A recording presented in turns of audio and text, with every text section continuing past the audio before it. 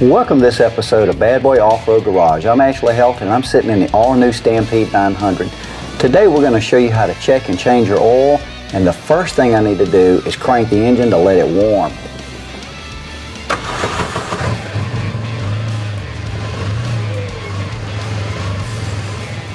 Now that the engine's warm, all we have to do is remove the access cover, unscrew the dipstick, wipe off the dipstick, and then we're just going to dip it back into the oil container, remove it, and this will give me my fill level. The distance between minimum and maximum is approximately half a quart. It's important to always check your oil level when the engine's warm. Sometimes when the engine is cold, oil can drain back from the reservoir into the crankcase, and this will cause an inaccurate fill level.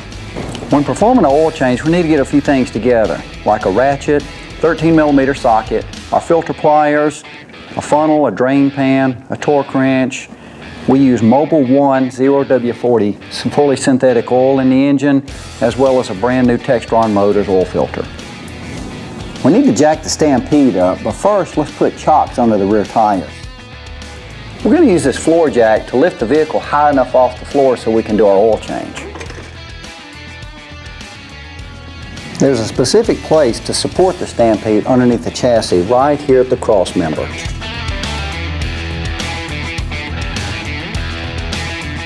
Next, we're going to jack the back up the same way we did the front.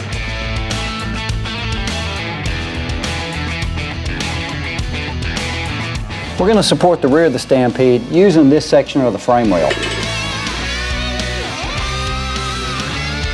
Before we actually drain the oil, don't forget your safety equipment like safety glasses and nitrile gloves. From underneath the Stampede, access the 13mm drain plug at the bottom of the oil reservoir.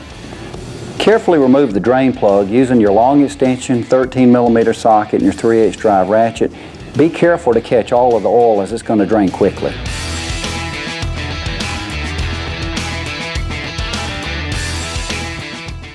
We took the seat off so that we can have access to the fuse box.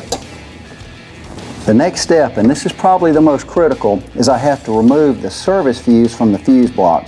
You can identify it on the legend on the inside of the cap, but it's located on the lower center fuse row. Remove it.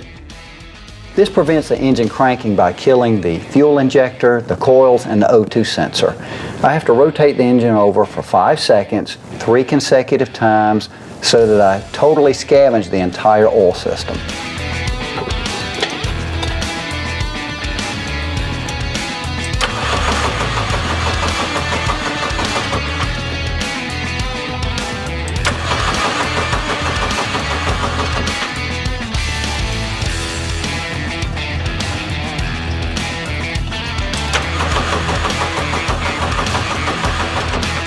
Now that the oil has completed draining, I'm going to always replace this seal washer available from Parts and Accessories so that my plug doesn't leak when I replace it. Now it's important to torque the drain plug to 18 to 20 Newton meters. It's always a best practice to wipe the area around where you drained your oil to prevent drops from hitting the floor. All right, the next thing we're going to do is we're going to tuck a rag underneath the oil filter.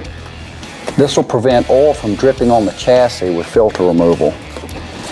Then we just take our filter pliers and spin the filter off. When the filter gets loose enough, you should be able to remove it by hand. I'm going to make every effort to try to capture the oil inside the filter to keep from making a mess on the floor. Before installing that new Textron Motors oil filter, I'm going to use a little Mobil 1 040 oil to pre-lubricate the seal ring. This will prevent it from sticking next time. Now I'm just going to tighten this filter hand tight. Once the filter lightly seats against the seal, I'm then going to use the pliers to tighten it about 1/8 of a turn more. Now it's time to add our engine oil. I'm going to begin by adding 2.5 quarts of the Mobil 1 oil. After the 2.5 quarts, I'm then going to have to crank the engine up, let the oil circulate. At that point, I'm going to add as needed back to this reservoir.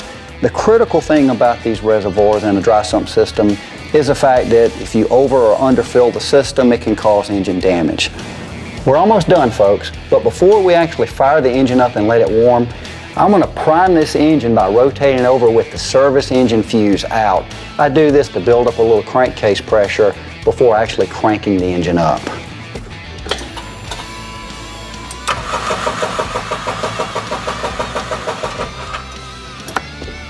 I'm going to go ahead and install this fuse now.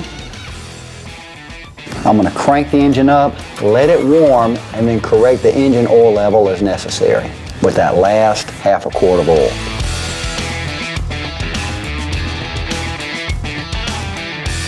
The last step, remove the dipstick, put it back in. We're just going to dip it and check off oil level. Looks like it's right on the money. Well, that about wraps us up for today. Don't forget to check us out on YouTube. And as always, don't forget your owner's guide and service manual information for additional tips. We'll see you next time.